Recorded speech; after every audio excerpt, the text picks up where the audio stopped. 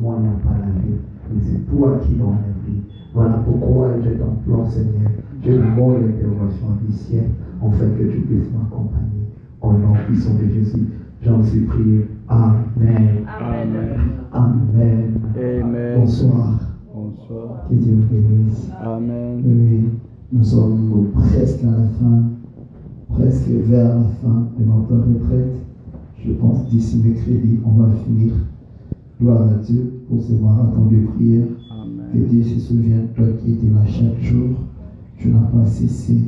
Que Dieu se souvienne de toi. Je dis merci. Premièrement, toi qui es dans la salle, parce que si je n'étais pas là, on n'allait pas parler aux chaises. On n'allait pas parler à cet entend. Je dis merci à tous les hommes de Dieu. Et je dis merci au verger qui m'a accordé cet privilège et cette opportunité pour tout son bio. Je vais synthétiser tout ce que j'allais dire parce que le temps me reste minime. Et je pense que l'Éternel me fera grâce de parler l'essentiel. Je vais parler des choses qui ouvrent les ciels, des choses qui ferment les ciels. Aujourd'hui, je vais départager mon thème en deux points. La première point, je vais parler de l'amour. L'amour, c'est quelque chose de plus grand qui ouvre les ciels. Si on peut aller trop vite pour lire la Bible, en 1 Corinthiens, on peut commencer par le livre de Matthieu. Matthieu 22.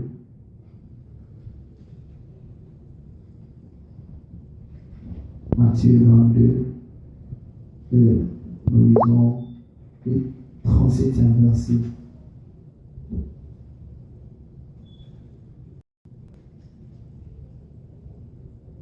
Nous lisons au nom du Seigneur. Amen. Et ce, nous lisons le 37 ans. Nous lisons au nom du Seigneur. Amen. 37. Jésus lui répondit, tu aimeras le Seigneur ton Dieu de tout ton cœur, de toute ton âme et de toute ta pensée. C'est la première et le plus grand commandement. Il y a une personne qui est venue demander à Jésus, un pharisien, qui demande à Jésus, quelle est la plus grande des lois? Quelle est la plus grande des lois? Jésus lui regarde et dit, tu aimeras ton Dieu de tout ton cœur, de toutes tes pensées, et tu aimeras ton prochain comme tu t'aimes toi-même. Amen. Amen. L'amour est quelque chose de plus grand qui nous fait semblables à Dieu, car notre Dieu est amour. L'amour te fera le choix de Dieu. L'amour te permettra que la faveur de Dieu soit toujours à ton côté. Il est entré dans la maison d'Esaïe pour choisir un roi. Mais il a regardé dans le cœur de tous les enfants. Mais il a trouvé l'homme selon son cœur, c'était David. Voilà pourquoi quand Samuel voulait oindre, à chaque fois, mon fils s'est présenté. Lorsque Samuel voulait oindre, l'Éternel lui dit non. Lorsqu'il voulait oindre, l'Éternel lui dit non. Arrivé autour de David, il dit voici celui que j'ai choisi. Une manière de dire, le choix des hommes restera toujours le choix des hommes. Les hommes choisissent par rapport à ce qu'ils valent. Les hommes choisissent par rapport aux critères physiques. Mais l'Éternel choisit par rapport au cœur. Amen. Voilà pourquoi tu dois soigner ton cœur. Voilà pourquoi tu dois bien protéger ton cœur. Afin que ton cœur ne te détruise pas. Plus nous prions, plus la haine monte. Plus nous prions, plus les églises se divisent. Plus nous prions, plus les choses mauvaises se font parmi nous. Pourquoi? Parce que le cœur des gens sont mauvais. Les cœurs des gens sont mauvais. Quand tu commences à s'aimer quelque chose de mal dans ton cœur, c'est comme une semence que tu as sémée. Tôt ou tard, ce que tu as sémé là donnera une arbre qui va donner de mauvais fruits. Beaucoup de gens qui ont divisé et détruit les églises, c'est pas parce que ils ont commencé ça subitement. C'est juste une petite semence qu'il a mis dans les cœurs.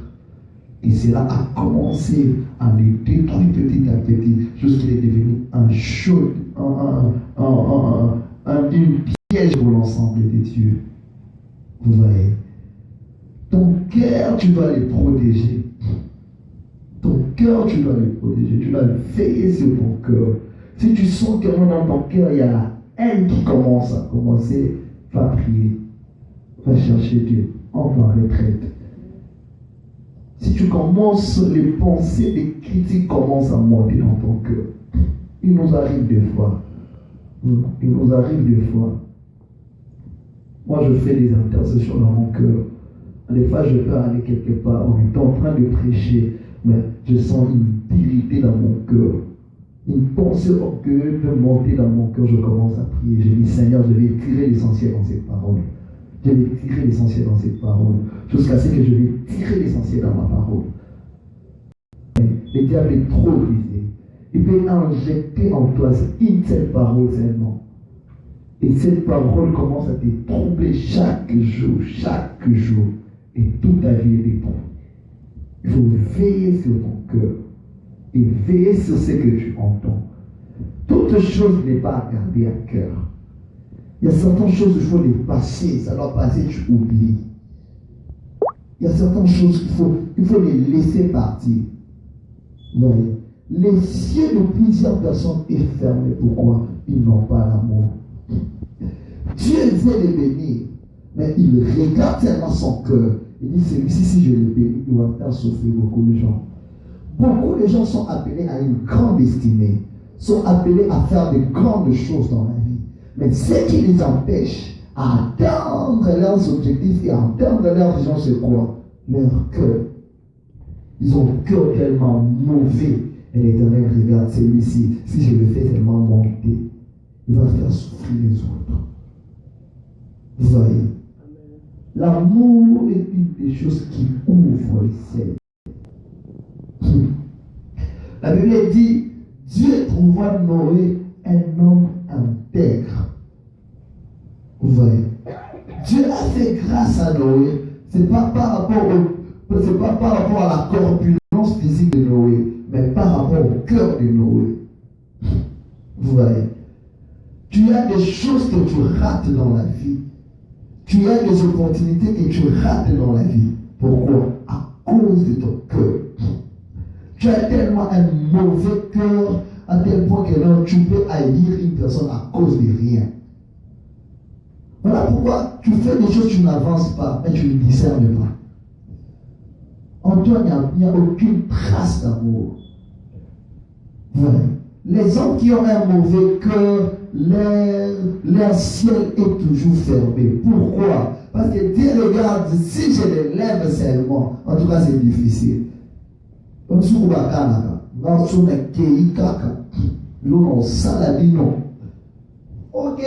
ne vas pas avancer. Pourquoi? Ton cœur est mauvais.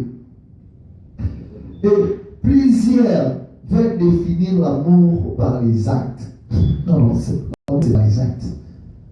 C'est pas parce que tu as donné quelqu'un du pain, c'est l'amour. Non. Nous lisons 1 Corinthiens.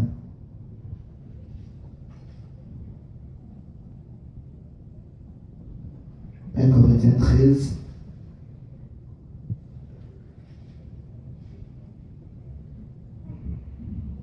Corinthiens 13, on va commencer par les premières versets, on descend petit à petit.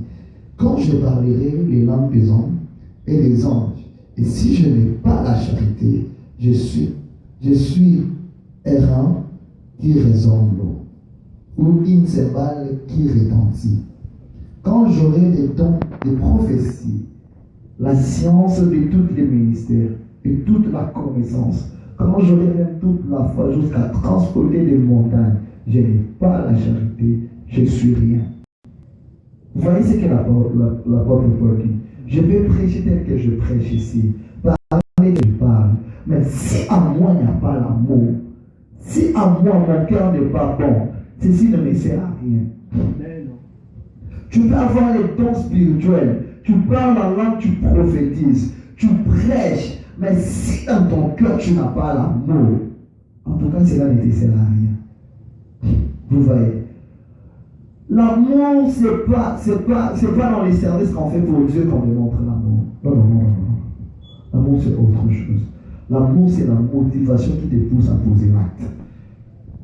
Vous voyez, la parole te dit, même si j'ai parlé les langues des anges, même si j'ai prophétisé, mais si dans mon cœur, je n'ai pas l'amour, cela ne me sert à rien. Et dans le verset 3, il dit, et quand je distribuerai toutes mes biens pour la nourriture des pauvres, quand je livrerai même mon corps pour être brûlé, et si je n'ai pas la charité, cela ne me sert de rien. Vous voyez, l'amour n'est pas le fait de donner quelqu'un une chose. L'amour n'est pas le fait de donner, ou bien, il a même dit, même si je me jette au fait, mais si je n'ai pas l'amour en moi, cela ne me sert à rien. L'amour, c'est quoi? C'est la motivation qui nous pousse à faire quelque chose. Vous voyez? Quand la motivation qui te pousse à faire quelque chose est empire, même l'acte que tu as posé est un acte d'amour, ce n'est pas l'amour. Voilà pourquoi on doit toujours soigner le cœur. Qu'est-ce qui te motive à faire du bien? Est-ce que cette motivation est une motivation pire ou bien impire? Plusieurs, ils posent des actes charitables. Pourquoi? Pour qu'on les voie, pour qu'on les vante, pour qu'on parle d'eux. Plusieurs, ils font semblant d'amour. Pourquoi? Justement pour donner une marque, une sens à quelque chose qu'ils font. Plusieurs démontrent l'amour vis-à-vis des gens pour qu'on voit qu'ils servent Dieu. L'amour, c'est pas ça. L'amour, c'est l'action la motivation qui te pousse à poser l'acte. Quelle est la motivation qui te pousse à poser cet acte? Cette motivation est pire ou bien empire? Tu fais quelque chose justement parce que tu veux qu'on voit que non, tu l'as fait, mais tu ne le fais pas avec ton cœur. Plusieurs personnes posent des actes, ils ont même des offrandes dans l'église, ils ne les donnent pas avec son cœur. Vous voyez? Et puis tu vas dire que tu aimes Dieu. Tu n'aimes pas Dieu. Pourquoi? La motivation qui te pousse à donner l'offrande est empire. Est empire. Beaucoup reçoivent des malédictions. Beaucoup leur ciel reste fermé. Pourquoi? Ils ont des motivations impires. Leur cœur est très mauvais. Ils ont sémé la méchanceté dans leur cœur. Plusieurs personnes, ils dorment, ils se réveillent, ils rêvent comment écrouler une personne. Ils pensent comment faire tomber une personne. Voilà pourquoi il y a plusieurs hommes de Dieu qui ne fonctionnent pas dans l'onction. Pourquoi? Parce qu'ils ont des motivations impies. Dieu regarde, si je me lève seulement dans le ministère, aïe, même souvent on me l'a été. Plusieurs qui partent chercher l'onction pour faire les spectacles. Dieu ne va pas te les donner. Pourquoi? La motivation qui te pousse est empire. Continuons avec les passages. La charité est patiente. Elle est pleine de bonté. La charité n'est point envieuse. La charité ne se vante point et ne s'enflamme point d'orgueil. Vous voyez, la charité patiente. L'apôtre Paul dit, est-ce que ne supporterez-vous pas même un peu d'injustice? Dans l'église, les gens n'aiment pas qu'on les dise quelque chose. Ils sont en train de s'y arriver la main. Leur cœur rempli d'orgueil. C'est une des choses que je combats dans ma vie chaque jour. L'orgueil ne vient pas subitement, mais c'est un processus. Je dis, le diable peut venir injecter une parole d'orgueil dans ton cœur. Et cette parole-là commence à te travailler. Bon, on va décider qu'on en met. Et petit à petit, ça commence à monter. Petit à petit, ça commence à monter. L'orgueil peut venir peut-être par une autre personne. Il injecte une parole. Yo wa danser. Est-ce que vous va danser? Et cette parole entre dans ton cœur, il t'émence. Ça commence à travailler ton cœur. L'orgueil te poussera à regarder toujours le côté mal des autres. Tu ne regarderas jamais le côté positif des autres. Tu regarderas toujours le côté faible. Tu dois savoir où tu viens. L'orgueil te poussera à regarder tes qualités et regarder la faiblesse des autres. Et plusieurs personnes pensent que non, ce qui les a fait tomber hier peut faire tomber tout le monde. Non. Si toi tu es passé par cette chemin, tu es tombé. C'est pas que moi aussi je passerai par là, je tomberai. Ta grâce est ma grâce. Amen. Ta grâce n'est pas ma grâce. Il faut accepter quelqu'un par rapport à sa grâce, par rapport à ce que Dieu a créé. Vous voyez, nous avons 5 doigts. Celui-ci est gros, mais il est court par rapport aux autres. Celui-ci est court par rapport à celui-ci. Celui-ci est un peu lancé par rapport à celui-ci. Celui-ci est très court. Vous voyez. Mais il ne se fâche pas. Il se soutient chaque jour. C'est comme ça l'amour. L'amour, c'est accepter quelqu'un par rapport à la taille que Dieu lui a donnée. Le supporter par rapport à ce que Dieu lui a fait. Même s'il est petit, même s'il n'a pas ton âge. Accepte-lui comme ça, aime-lui. L'amour est patient. Chacun a ses défauts, chacun a ses qualités. Vous voyez, la plus mauvaise des choses, c'est quoi? Les hommes aiment bien imposer leur nature aux personnes. Moi, j'aime que tu sois comme ça. Non. Même dans la religion, on initie une personne. C'est un processus. On initie une personne. Mais toi, tu amènes une dictature, tu imposes directement. Personne, nous ne changerons pas la mort. Sois patient. Sois patient. Même dans l'église, tant qu'on est en train de faire, les fidèles ne vont pas se transformer justement quand tu fais penser qu'ils se transforment. C'est un processus. C'est un processus. C'est un processus. Il faut être patient. On continue avec les passages.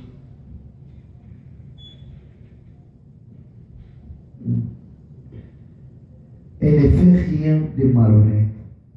Elle ne cherche point son intérêt. Elle ne s'irrite point. Elle ne soupçonne point les mal. Elle ne fait rien de malhonnête. En tout cas, les chrétiens sont vraiment malhonnêtes. Si vous regardez les gens qui ont des gens qui ne payent pas, la plupart ce sont des chrétiens. Les gens qui posent des actes méchants, ce sont des chrétiens. À l'extérieur, lui, il a 150 ennemis. Mais ici, il vient bas. À l'extérieur, en dehors de lui, son amour seulement quand il prie. Quand il sort de la présence de Dieu, il oublie même qu'il était chrétien. Très malhonnête même avec lui-même. L'amour ne soupçonne pas. Surtout ça. Les soupçons. L'amour ne soupçonne pas.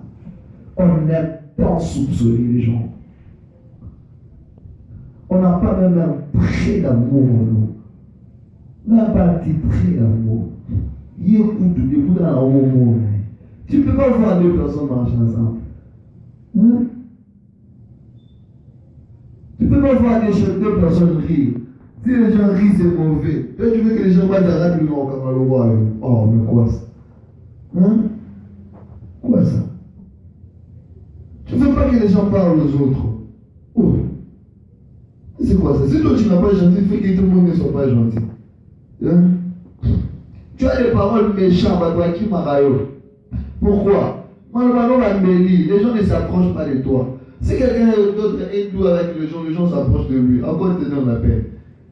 Ça te donne la peine pourquoi? La méchanceté.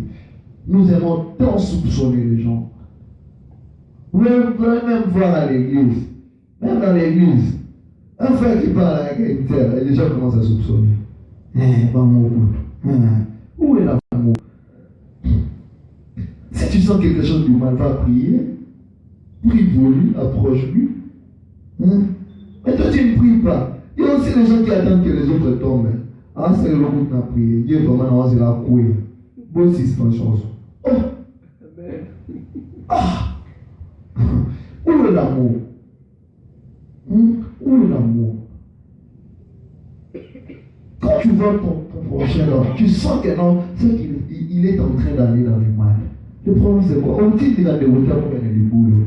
Tu vas lui tendre la main pour lui sortir du mal. Mais pour le sortir du mal, le péché, il y a une force des ténèbres qui attire toujours vers le mal. Mais pour que la personne soit sauvée, va prier pour lui. Gêne. Gêne pour lui. Que l'Éternel l'aide, que l'Éternel lui donne la force d'avancer, d'aller, maman. Mais toi, tu vas l'aider à tomber. Nous avons vécu ça. Tu sens que non, cette personne t'attend vraiment dans les rêves. Pourquoi? Où est l'amour? Où est l'amour? La porte dit, même si je me jette dans les faits, tu vas voir cette personne qui t'attend dans les mains, elle vient aussi te saluer les mains. Papa dit, il faut que papa. Papa, non, dit. Papa dit, il faut ayons l'amour. L'amour va permettre que ton ciel soit jamais ouvert. L'amour te permettra que tu sois le choix de Dieu. Amen. Que tu sois le choix de Dieu. L'amour te permettra de réunir et non de diviser. L'amour n'amènera jamais la division dans ton cœur. Tu peux te séparer. La séparation est mieux par rapport à la division. Parce que quand on se sépare, on peut se saluer en cours de route. On peut se serrer les mains. Mais quand on se divise, tout est mal. Vous voyez? On se divise de gens pourquoi? Nous ne voulons pas supporter la nature des autres. Chacun a sa nature. Chacun a sa manière de réfléchir. L'amour, c'est quand on commence à comprendre la nature de l'autre. Les supporter par rapport à sa nature. C'est comme ça que Dieu l'a créé. Nous ne sommes pas égaux. Et on ne le laissera jamais. On ne le laissera jamais. Tu peux mettre au monde 7 enfants. Chacun aura sa nature. Il y a des types à Osana. Même dans l'église, il y a ça. Il y a des serviteurs têtus. Il faut les supporter, ce sont les enfants. Et vous allez maintenant la vie. Pour que les beaux sauter. Oh, où est l'amour?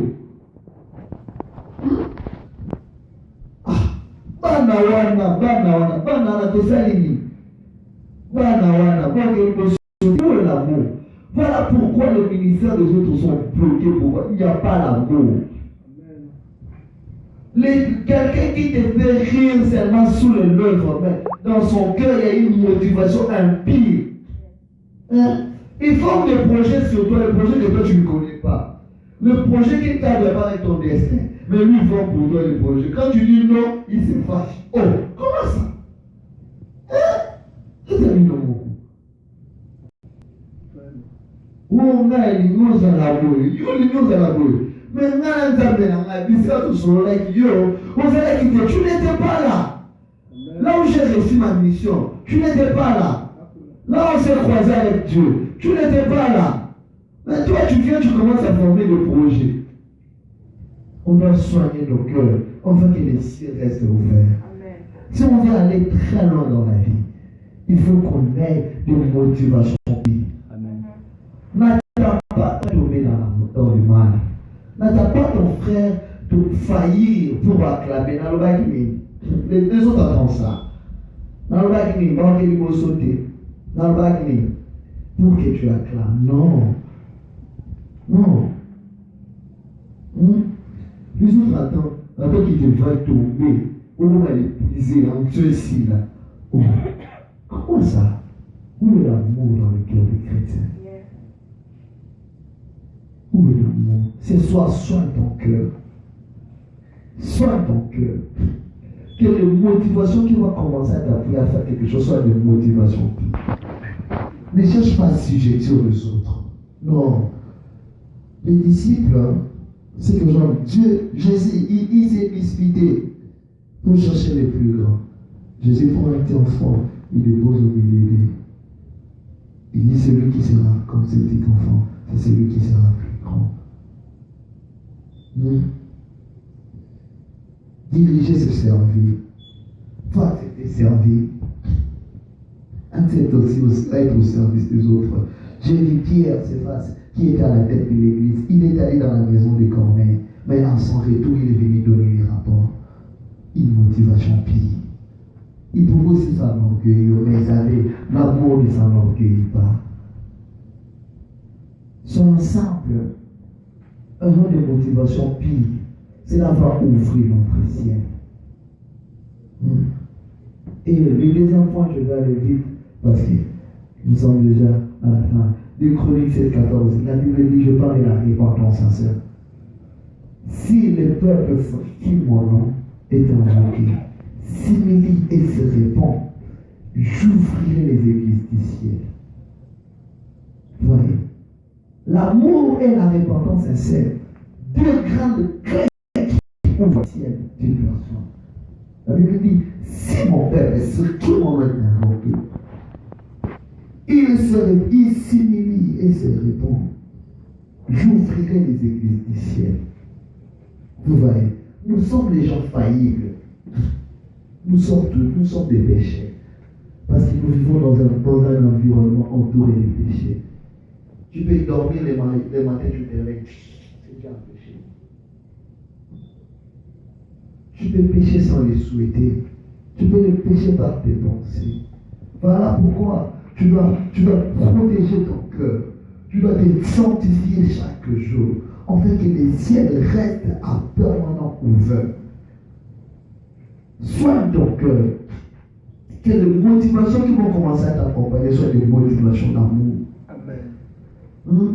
Soit c'est lui qui rassemble, soit c'est lui qui comprend. Amen. Jésus pouvait voir les mal dans les biens. Il regarde Judas, c'est celui qui va me vendre. Mais quand Judas vient lui baiser, il dit mon ami. Mon ami. Mon ami, l'ami c'est qui? C'est celui avec qui on partage tout. Vous voyez? Amen. Il part même plus loin pour dire aimez vos ennemis. Est-ce que toi tu veux prier pour ton ennemi? Ensemble la ton ennemi. Un petit ennemi. Où l'amour? L'amour va au-delà. Comprends la personne que tu ne comprends pas. Aime-lui, supporte-lui. Sois patient. Si tu veux qu'il change, c'est un processus. C'est un processus. Que ce soit, l'Éternel touche nos cœurs. Amen. On peut s'élever, on va prier.